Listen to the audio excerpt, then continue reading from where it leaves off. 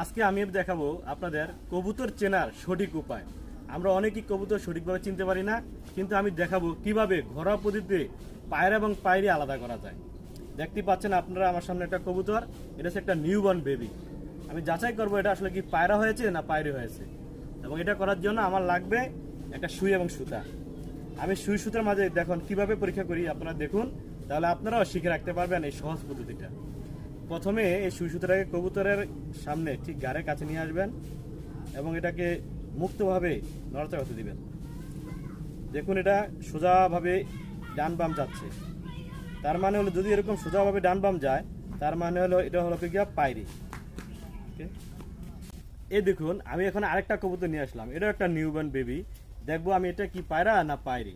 ঠিক একইভাবে সুতাটা সুই সুতাটা এটা ঘাড়ের কাছে রাখুন এবং দেখুন এটাকে দেখুন গোল হয়ে ঘুরতেছে। লক্ষ্য করুন আগেরটা সামনে এটা কিন্তু গোল হয়ে ঘুরে, যেটার ঘাড়ে সেটা গোল হয়ে ঘুরবে সেটা হবে পায়রা। এই দেখুন এটা কি সুন্দর গোল হয়ে ঘুরছে, তার মানে এটা হলো কি পায়রা।